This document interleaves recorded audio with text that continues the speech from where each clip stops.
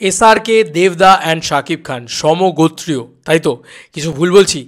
দেখো, দুজন তিনজন তিন জায়গা থেকে দাঁড়িয়ে আছেন, তিনটে ইন্ডাস্ট্রি থেকে বিলং করেন, কিন্তু তিনজনই কিন্তু ব্লকবাস্টারের বন্যা দেন। কথাটা কি ভুল? এখন একটা দারুণ পোস্ট নিয়ে কথা বলবো, সেটা হচ্ছে সিনেবাজ 14 ঘন্টা আগে এই পোস্টটা করে। এটা একটা দারুণ পোস্ট অ্যাকচুয়ালিতে। দেবদা, শাকিব খান এবং স্বয়ং কিং, সবার কিং এসআরকে, এই তিনজনকে নিয়ে। তো আমি এটা নিয়ে কথা বলছি। বলিউড, ঢালিউড, টলিউড তিন ইন্ডাস্ট্রির সবচেয়ে জনপ্রিয় তিন সুপারস্টার যথাক্রমে শাহরুখ খান, শাকিব খান এবং দেব, তিনজনের আপকামিং মুভির বাজেট যেই রকম হিউজ, মুভি বানানোর হবে যেমন গ্র্যান্ড আকারে, তেমনই হাইপ ও জাস্ট নেক্সট লেভেলে। শাহরুখ খানের কিং, শাকিব খানের তাণ্ডব এবং দেবের রঘু ডাকাতের কথাই বলছি। এই তিনজনের লাইন আপ থেকে শুরু করে মুভির বক্স অফিস প্রতিটা ক্ষেত্রে সাফল্য প্রশংসনীয়, যেন এক মুভি আরেকটাকে ছাড়িয়ে যায়। এটাই তাদের মূল লক্ষ্য।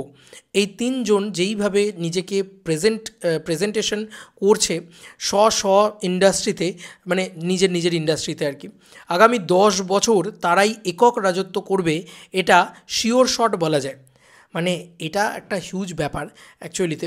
এই তিনজনকে নিয়ে এই কথাটা বলা হচ্ছে যে এই তিনজন এমন এমন জিনিসপত্র ঘটাচ্ছেন নাকি যে তাঁরাই শুধুমাত্র রাজত্ব করবেন আগামী 10 বছর।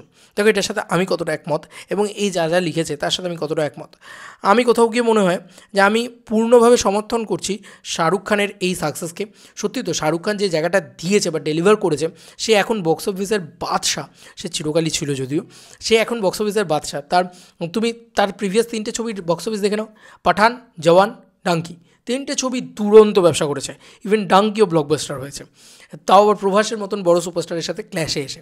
কারণ প্রভাস সুপারস্টার বড় হতে পারে, কিন্তু শাহরুখ খান কিন্তু দ্য আলটিমেট গ্লোবাল মেগাস্টার। ঠিক আছে, গ্লোবাল মেগাস্টার শাহরুখ খানকে বলা হয়। এবং তার যদি বিদেশের তুমি বক্স অফিসটা দেখো, সেটা কিন্তু শাহরুখ খান চিরকাল নিয়ে আসে। সিমিলারলি শাকিব খান, তারও অ্যাকচুয়ালি আমি শাহরুখ খানের খুব পছন্দ করি আর কি, শাহরুখ খানকে। সিমিলারলি শাকিব খানকে, আর দেবদার ভক্ত আমি। তো বিষয়টা হচ্ছে যে শাকিব খানেরও সেম বিদেশের বক্স অফিসে হিউজ নাম্বারস, বাংলা ইন্ডাস্ট্রিকে অন্য জায়গায় নিয়ে যাওয়া, বাংলা সিনেমা জগৎকে একটা অন্য উচ্চতায় নিয়ে যাওয়া, এবং প্রথম হয়তো বাংলা ছবি যেটা 100 কোটি টাকার বক্স অফিস কালেকশন করতে চলেছে, যেটা বরবাদ। তার পরবর্তী তার যে ছবিটা আসবে সেটা তো অলরেডি হাইপ থাকবেই, খুব স্বাভাবিক। এবং সেই ছবিটার বাজেটও হিউজ বেড়ে গেছে। ইভেন কি বরবাদের থেকেও বেশি বাজেট হতে পারে তাণ্ডবের। ইয়েস বন্ধুরা, বরবাদের থেকেও বেশি বাজেট হতে পারে তাণ্ডবের। তাণ্ডব এমন স্কেলে শ্যুট করছে, এমন বড় সিনেমা হতে যাচ্ছে, এবং সব নচ করে দেবে ভাই। তো এটা তো তার হাইপ, এটা তো তার ক্রেজ। এবং যদি 10 বছর বলো, আমি তো বলবো বাংলাদেশে 100 বছরে আর একটা শাকিব খান জন্মাবে না, অসম্ভব। নেক্সট 100 বছর শাকিব খানের নিচে যারা রয়েছে, তারা তাদের জীবন শেষ হয়ে যাবে, শাকিব খানকে হারাতে পারবে না যতক্ষণ শাকিব খান ইন্ডাস্ট্রিতে বসে আছেন। এটা আমার শাকিব খানকে নিয়ে টেক অ্যাবাউট বাংলাদেশ। কারণ বাংলাদেশে উনি একমাত্র মেগাস্টার, উনি একমাত্র সর্বেসর্বা। তো ওনাকে আটকানো কারোর ক্ষমতা নেই, নেক্সট 100 বছরে নেই। বা উনি যে রেকর্ডগুলো করে দিয়ে যাচ্ছেন, এটা নেক্সট 10 বছরে তো কেউ ভাঙতে পারবেই না, 20 বছরেও কেউ ভাঙতে পারবে না, কি যথেষ্ট ডাউট আছে। ওই যে বললাম, উনি নিজে যতক্ষণ আছেন নিজের রেকর্ড উনি নিজেই ভাঙবেন। এটা দেবদারও স্বভাব, দেবদারও এই সেম স্বভাব, এবং শাহরুখ খানেরও এই সেম স্বভাব, নিজের রেকর্ড নিজে ভাঙেন।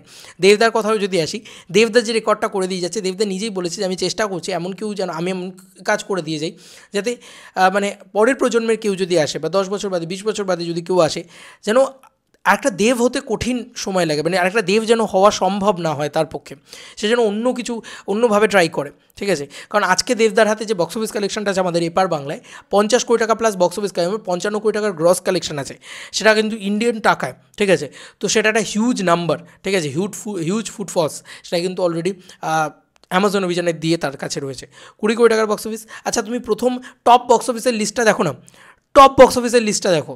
ঠিক আছে, সেটা দেখলে তুমি একদম ক্লিয়ার, একদম শিওর শর্ট বুঝে যাবে যে টপ বক্স অফিসটা কার রয়েছে। টপ 3 বক্স অফিসের যদি নাম্বারস দেখো, প্রথম আমাদের এখানে অ্যামাজন অভিযান, দ্বিতীয় হচ্ছে চাঁদের পাহাড়, দ্বিতীয় হচ্ছে খাদান, এবং তারপরে হচ্ছে চাঁদের পাহাড়। তো এই হচ্ছে দেবদা, তিনটেই দেবদা পরপর। 4 নম্বরে বোধহয় রয়েছে বহুরূপী, আর 5 নম্বরে আবার দেবদা। প্রজাপতি দিয়ে রয়েছে। তো এরকম একটা মানে সুপারস্টারের পাওয়ার, ঠিক আছে, এরকম একটা ক্রেজ একটা সুপারস্টারের, তো এটা হচ্ছে দেবদা পাওয়ার, ঠিক আছে। এবং দেবদা যেভাবে নিজের ছবিগুলোকে বড় করছে, রঘু ডাকাত নিয়ে কী হাইপ তুমি বলো না, তুমি নিজেই বুঝতে পারবে। তো আমি শুধু ভক্ত বলে বলছি না, আমার মনে হয় যে এই তিনজন সত্যি একটা নতুন উচ্চতায়, নতুন মানে নিয়ে যাচ্ছে নিজেদের ইন্ডাস্ট্রিকেই, এবং দে আর রুলিং দ্য ইন্ডাস্ট্রি। রাজত্ব করে, রাজত্ব, প্রতিযোগিতা এরা করে না, এরা রাজত্ব করে। এই তিনজনই, শাকিব খান, দেবদা, শাহরুখ খান, প্রত্যেকে এরা রাজত্ব করে। Shahrukh Khan the king, Shakib Khan the king, দেবদা দ্য কিং। দেবদা the king of box office, Shahrukh Khan the বাদশাহ অফ বক্স অফিস, এবং শাকিব খান বাংলাদেশের one of the biggest megastar. আমার তো তাই মনে হয়। তোমাদের কার কি মতামত এটা ভিডিওটাকে নিয়ে জানিও কমেন্ট সেকশনে। চলো বন্ধুরা, নতুন কোনো ভিডিওতে দেখা হবে, বাই।